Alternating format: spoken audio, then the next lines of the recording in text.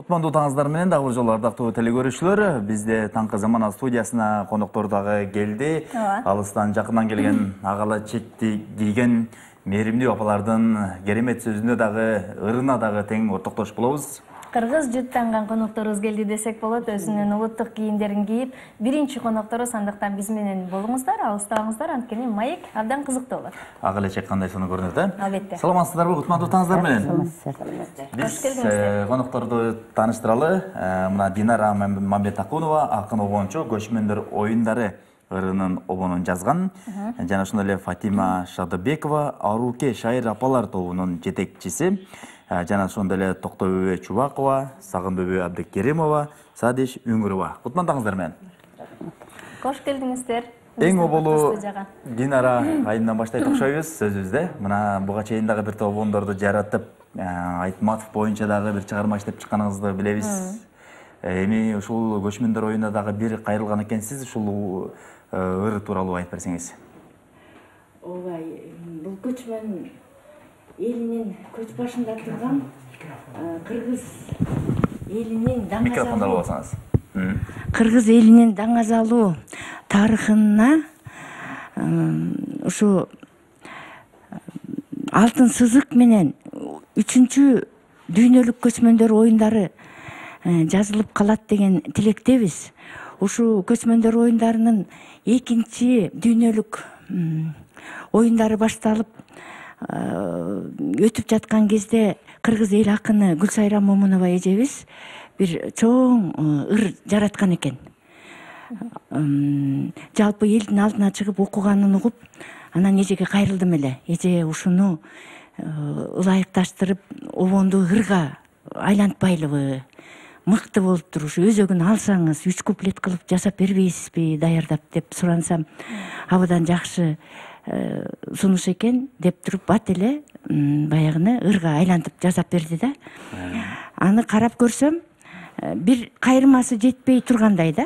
Анан ойлонуп, Улуу Жебек жолунда болуп жатпайбы? Ысык көлдүн боюнда, Ала тоонун койнунда деген ойлор оюма келип эле, баягындан кайрыма түзүп койдум дагы, кошуп койсом, бирине бири жуурулушуп, бир жакшы ажайып ыр болуп калды. Рахмат. Бул ырга дагы биз сөзүбүздүн аягында кайрылып, сиздерди жалпы ырдатат экенбиз, э? Буюрса. Азыр эми мына Аруке ак элечек апалар тобу дагы ушул тууралуу дагы айтып берсеңиз, канча убакыттан бери түзүлүп калган, сиздерде курамыңарда канча апа бар, баардыгы ак элечек кийеби дегендей. Бул эми Аруке апалар тобу негизи өзүбүзчө эле топ болуп жүргөндө 2008-жылдан бери, анан Аруке апалар тобу деп белгилеп өзүнчө топко ат коюп алып жүргөнүбүз бул шайыр апалар башталды го. Мына ошондо ар бир шайыр апалар топтун аты коюлуп баштабадыбы? Бирөө тигини койгонбуз, анын негизи мында, бул мында деп эле. Анан биз дагы Аруке деп ат коюп койдук. Себеби биз ат баштан келдик да. Ат башыда бизде Чештөбө бар. Ошо Чештөбөдө Алмамбет Баатырдын сөөгү жатат. Алмамбеттин жубайы Аруке да. Бул Каникейдин сиңдиси. Бу да тажик кыз. Анан ошон үчүн ошол Аруке деп коюп койдук. Бир чети, экинчи четинде аруу деген бул тазалык деген сөз да. Апалар таза, апалардын жүрөгүндөй таза, апалардай татнакай, абапак болсун деп Аруке коюп койдук. Ошол атты койгондон бери биз деле жеңиштин үстүндө жүрөбүз дайыма. Эң биринчи жолу Кайыповдун 70-жылдыгына катышып, анда гран-при утуп алып, филармонияда оркестр менен ырдабадыкпы? Элдер таң калышты. Оркестр менен ырдоо өтө кыйын да. Андан кийин анан шайыр апаларга катышып, таласта биринчи орунду алдык, лауреат болдук.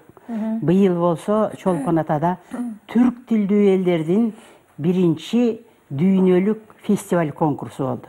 Ошого катышып, андан да биринчи орунду алып, эми эртең Түркияга сапар алып атабыз. Ошол жерден алар бизди чакырды. Алар бизди чакырышты, биз эми эртең Түркияга учабыз. Жолуңуздар сиздер. Кандай сынак экен? Түркияда боло турчу иш-чара тууралуу да кеп кылсак ушул жерден. Түркияда ушундай конкурс ал жерде да. Конкурска катышабыз да. Анан биз көпчүлүгүн Динара биздин өзүбүздүн кызыбыз, ат башлык. Анан обондор бизге жагат. Анан биз менен дайым байланышып тур деп анан жакшы ырларын аткарып жүрөбүз. Анда ушул Ага элечек деген ыры бар, ал андан беш бетер жакшы. Анан көчмөндөрдү аткардык. Ошол көчмөндөр аркылуу, ага элечек аркылуу биз жанагы дүйнөлүк конкурста биринчи орунга чыктык. Ал жерде комиссиялар, Түркиядан келген комиссия, Казакстандан, Кытайдан комиссиялар отурушту. Аябай жаш баладай болуп жүрөгүбүз дүкүлдөп коркуп эмне кылабыз? Жалаң 5 дегенди көтөрсүн эмне кылабыз? 4 дегенди көтөрсүн эмне кылабыз деп атсак, жок Кудай жалгап. А дегенде биринчи ырды алган күнү 9-дан 3 болду, калган 10 болду. Экинчи күнү 1 эле 9, калган 10 деген баа көтөрүлдү. Рахмат. Кандай сан? Анан кезек-кезеги менен сиздер дагы сүйлөп коюңуздар. Кайсыл жерден келдиңиздер? Эми ушу Менделе ат башыдан келдим. Топто канча апа бар? Топто азырынча 12 биз. Кудайга шүгүр, жакшы ынтымактуубуз, ынтымак бар жерде баарыбыз токтойт дегендей. 2008-жыл деп атат топтун түзүлгөнүнө. Ошондон бери кайсы кимдер чогулса ошолор иштеп келет жатат. Же алмашуулар болуп турат? Жок, ошолор эле. Ошолор эле, эскилер эле биз. Сизчи канча небереңиз бар? Менимби? 12 неберем бар. Абдан жакшы экен абыз. 12 неберем бар. Үйдө отурам, ушулардын эң эле улуусу, сулуусу, кичүүсү менмин. Микрофонду албасызбы? Микрофонду.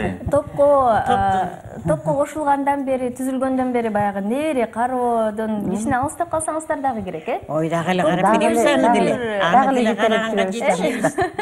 Аны деле карайбыз.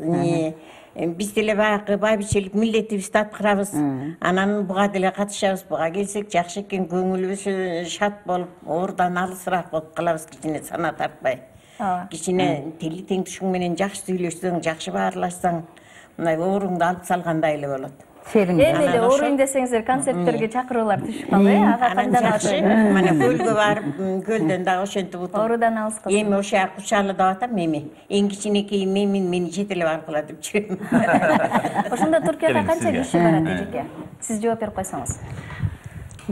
Түркияга канча катышуучу барат ал жерге? Кимдер камданат? 12 катышуучу бар да, ушу топ менен баарыбыз тең баратабыз. Ошо барганда да ушу жакшы ийгиликтер жетишип келели деп баратабыз. Өзүбүз мындай ишенип, жакшынакай алып туруп, жаркырап, жайнап, жакшынакай барып келе отурабыз. Абдан жакшы. Анан аякта да эки ырсыздайбыз. Бийлейбиз. Сольный концерттерибиз да бар, аны да аткарып келебиз. Кайсы бийди бийлейсиздер? Кыргыз бийин бийлейбиз. Даярданууда кимдер сиздерге жардам берет, көмөктөшүп? Бизге даярданууда бийден бу музыкалык мектептин бийчилери бар, мугалим. Ошолордон жардам сурайбыз да, биз атак билбейбиз кандай бийлеген. Анан ырдаганда болсо, ошо музыканттар менен ырдап кете беребиз. Башта өзүбүзчө отурганда жакшы ырдашыбыз, аябай кыйкырып өкүрүп. Анан булар музыкалык сабаты барлар деп соскондон бери биз дагы деп эле калдык. Мына кызык, Бир куплет ырдап бербейсиздерби телекөрүүчүлөргө, кандай дейсиздер? Кайсыл ырды? Кыскача бир куплет, Микрофонду кармаңыз. Ак элечекти. Ак элечекти ырдайлы. Эже агырмасын. Сизде бар экен, сизде бар. келиңиздер. Ай элечек ак калпага жанашат. Алладайым бир болууну самашат. Жаралыптыр жуу менен жагымду. Ак элечек ак калпага жанашат.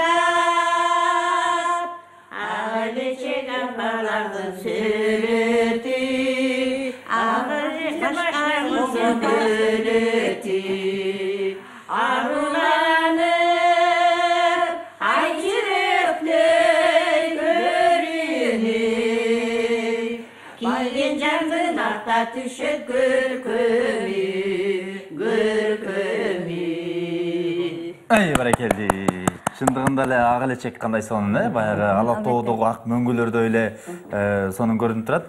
Динара эже, бул эжелер менен, апалар менен иштөө кандай экен? Сиз дагы баягы обон жазып жүргөн ыр дүйнөсүндө өмүр бою келатасыз, байкасаңыз керек. Ооба, ушул сөзгө суроого кыстырма кылгым келип турат. Ушул көчмөндөр ырлары ыры кантип Аруке тобуна тийип калды колуна? Азыркы апалар аткарган ак элечек аттуу ырды сөзүн Гүлсайра Момунова апабыз, кыргыз эл акыны. Ушул апабыз жазды эле. А кишинин бир китеби жалаң апаларга арналган жыйнак болуп чыккан. 80 жылдык юбилейине карата ушу апаларды даңазалаган жыйнагы чыкты да. Ошо 3 январь 2018 жылы 80 жылдык юбилейлик кечесине алыска ат башыдан кышка карабай, суукка карабай апалар ак элечегин оронуп алып келип, филармонияда ушунчалык бир көрк берип аткарып кетишти эле. Апабыз абдан ыраазы болуп, ага чейин көчмөндөр оюндары боюнча экөөбүздө сөз болуп жаткан. Анан айтты: "Айланайын Динарка, ушу Аруке апаларга берели көчмөндөрдү. Көчмөндөрдү төрөгөн эне, көчмөн энеден тараган. Анан көч башы кыргыз эли болгондон кийин ушу башка ырчылар эмес, ак элечек апалар аткарсын" деп эженин акылман сунушунан улам Аруке апаларга ыйгарылып калды эле да. Эми апалар менен иштеш кандай деп атпайсыздарбы? Апалар мурдагы партиялык, советтик кызматкерлер, жетекчилер. Мына апабыз райкомдо көп жыл иштеген, мурдагы жетекчилик кызматта. Өмүр бою мектептин директору болгон, бизди тарбиялаган. Дагы азыр эжебиз келбей калыптыр, музыкалык мектебинде мага биринчи до ре ми фа соль деп сабак берип, "Ай, колуңду алмадай карма. Эмне жаткырып салдың? Пианинону андай ойнобойт" деп атып мага А-быны үйрөткөн Чынар эжебиз. Ушул Сайыр апалардын тобунда. Бул апабыз болсо өмүр бою маданият үйүндө эмгектенип, башынан ушул кыргыз элине өзүнүн өнөрүн даңазалап келген. Жана Кожо жашта бар. Фильмде да тартылып, эме кетип калган турбайбы Касен? Касен качып кеткен турбайбы? Турсак эле жок деп ошондогу жап-жаш кезинде аткарган биздин апаларыбыз. Жакшы экен. Эми апаларга абдан ыраазымын. Ушундай аракет кылышат, үндөрүн жаздырганын Арынга келет, Бишкекке келет. Баары бир мындай команда да. Анан ал жамааттын жетекчиси да мыкты болгон үчүн тамашалашышат. Ушундай бир жуурулушуп, ынтымактуу иштеген үчүн ушунчалык ийгиликке жетип жатат го деп ойлойм да. Абдан жакшы экен, абдан жакшы. Фатима эже, кээде ырдап клип тартырайын деген ойлор келип калабы? Келип калат. Баягы күнү эле босогодон сонун тарттырдык дагы телеге. Анан эми өзүнчө не только клип, кино жазайын деп ойлоп жүрөм. Азыр сценарий жазып аткан экенсиз. Ооба. Кандай сонун. Коомдук биринчи канал Маданият тарых тил 2017 жылындагы баягы Шайыр апалар тобунда жеңүүчү деп аталган экенсиз. Ошол тууралуу дагы бир жыл бою сиздер катышып, балким көп тажрыйба алсаңыздар керек. Ал тууралуу да, конкурс тууралуу да кеп кылсак, ушул жерде. Эми ал конкурста аябай даярдандык да, чуркап даярдандык. Анан айтып атпаймынбы, жанагы жөнөкөй ырдаганда даңылдап эле ырдап кете берчүбүз, жакшынакай болуп эле. Анан жанагы мындай музыкалык сабаттуу ырдаганда бул өтө кыйын экен да. Анан айта бериңиз. Ошентип кээ бир байбичелерибиз болсо, "Ай, кое турай, менде илхомум келбей атат. Үндүгү силер бустуңар, чыйылдатып атып" деп кетип калган энелерибиз бар. Кайра эртеси күнү ага түтө албайт, кайра келип калат да. Илхомум келди бүгүн деп. Мына ушинтип жүрүп, анан жакшы чоң жетишкендикке жетиштик. Азыр баары сабаттуу ырдайт. Телевизордон жана передачалар Шайыр апаларды көрүп отурганда, "Ай, тетиги туура эмес ырдады. Тигинин үнү туура эмес, фальш, бусту тиги" деп өзүбүз эле бир жакта эле чыйпылдап отурабыз. Абдан жакшы экен. Урматтуу телекөрүүчүлөр, мына бизде Шайыр апалар тобу, тагыраак айтканда Аруке Шайыр апалар тобу Замана студиясына келип маек куруп берүүдө. Биз жогоруда айткандай көчмөндөр оюнуна дагы даярдык көрүп, жакшы бир ыр даяр болуп калган экен. Ошону баардыгы жалпы телекөрүүчүлөргө ырдап берели деп турган учуру. Азыр бир нече убакыттан кийин дагы ырдап берет. Аталышындагы. Мына өзүңүздөр байкадыңыздар, кандай гана даярдык болуп атат бизде. Апалар ар бери чуркап атат, ырдайбыз деп атат. Биздин оператор байкелер дагы аларды жакшылап тартып берели деп даяр турат дегендей. Албетте, бардыгы сиздер үчүн телекөрүүчүлөр жогорудан бери биз айтып отурган көчмөндөр оюндары деп аталган ырды биз сиздерге ушул куттуу студиядан тартуулайбыз. Андыктан биз менен болуңуздар. Бул көчмөндөр оюндарынын ыры Динара Мамбетакунова обончу. Ал эми сөзүн Гүлсайра Мумунова жазган экен. Анда кезек апаларга берели. Келиңиздер, кезек сизде.